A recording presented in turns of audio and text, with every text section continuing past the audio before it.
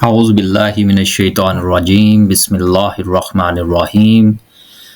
حضرت عبداللہ بن عباس رضی اللہ تعالی عنہ نے ارشاد فرمایا، بے شک اللہ پاک نے آدم علیہ السلام کو جمعہ کے دن عصر کے بعد پیدا فرمایا اور آپ کو عدیم الارض یعنی ظاہری زمین کی ایک مٹھی بھر مٹی سے پیدا فرمایا، اس لیے آپ کو آدم کہتے ہیں۔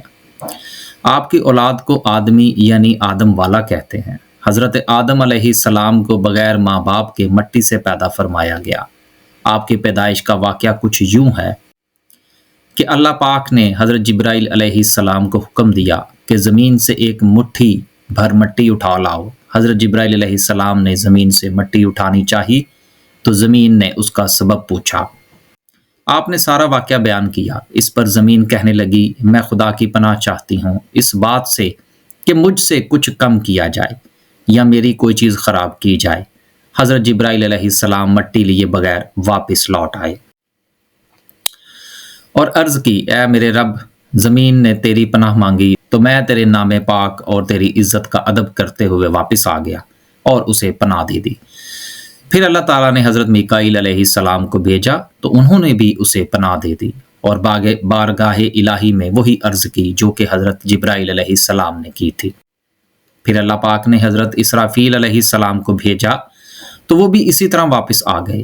پھر حضرت عزرائیل علیہ السلام کو بھیجا۔ جب زمین نے ان سے پناہ مانگی تو انہوں نے فرمایا، میں اس بات سے اللہ پاک کی پناہ مانگتا ہوں کہ اس کے حکم پر عمل کیے بغیر واپس چلا جاؤں۔ چنانچہ انہوں نے زمین سے مٹی لے لی تو اللہ پاک نے روح قبض کرنے کا کام انہی کے ذمہ لگا دیا کہ تم نے ہی اس مٹی کو زمین سے الگ کیا ہے، تم ہی اس کو ملانا، اور ان کا نام ملک الموت یعنی کہ موت کا فرشتہ رکھا گیا۔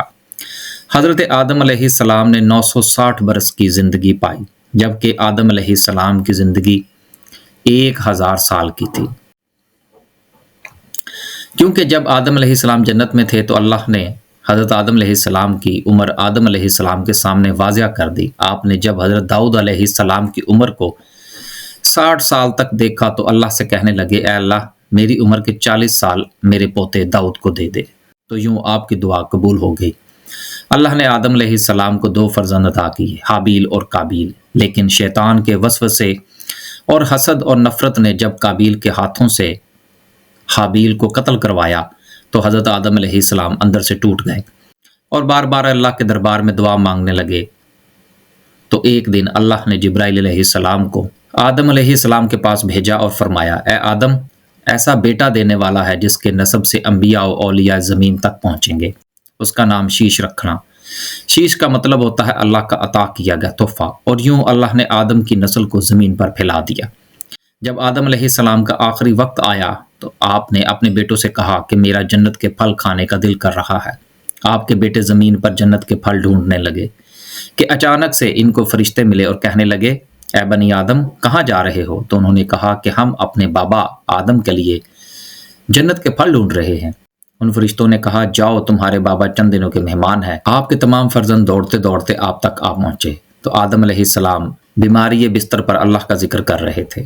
بس اتنے میں موت کا فرشتہ آ پہنچا۔ جیسے ہی بی بی حوا نے موت کے فرشتے کو دیکھا تو آدم علیہ السلام سے لپٹ گئیں کہ میں اپنے شوہر کو اپنے آپ سے جدا نہیں کروں گی۔ اللہ کے نبی آدم علیہ السلام نے فرمایا، اے حوا، مجھ سے دور ہٹ جاؤ، ایک مرتبہ پہلے بھی تیری وجہ سے جنت سے نکالا جا چکا ہوں، آج اللہ اور اس کے فرشتے کے درمیان تو حائل نہ بن۔ پھر آپ ان فرشتوں سے مخاطب ہو کر کہنے لگے، اے فرشتہ موت، کیا بھول تو نہیں گیا؟ میں نے اللہ سے سنا تھا کہ میری عمر 1000 سال کی ہے اور ابھی تو مجھے 960 سال ہوئے ہیں۔ تو ملک الموت نے کہا، اے اللہ کے نبی، آپ نے خود ہی فرمایا تھا کہ آپ کی عمر کے 40 سال آپ کے پوتے داؤد علیہ السلام کو دے دیے جائیں۔ بس آدم علیہ السلام کی روح قبض کی گئی، آپ کو غسل فرشتوں نے دیا اور جنت کی خوشبو آپ کے جسم مبارک کو لگائی گئی۔ پھر آپ کی نماز جنازہ فرشتوں نے حضرت جبرائیل علیہ السلام کے پیچھے ادا کی اور زمین کھود کر آپ کی تدفین کی گئی، اور تمام انسانوں کے نزدیک اللہ کا یہ حکم نافذ کیا گیا کہ جب بھی کسی کا انتقال ہو تو اس کے جسم کو ایسے ہی تدفین کی جائے۔ بے شک اللہ کی ذات نے تمام چیزیں کھول کھول کر بیان کر دی ہیں۔ اب یہ ہماری ذمہ داری ہے کہ ہم ان چیزوں پر اور ان باتوں پر عمل کرنے کی پوری کوشش کریں۔ ایسی مزید ویڈیو دیکھنے اور سننے کے لیے ہمارے چینل کو لائک اور سبسکرائب کریں۔ اللہ حافظ.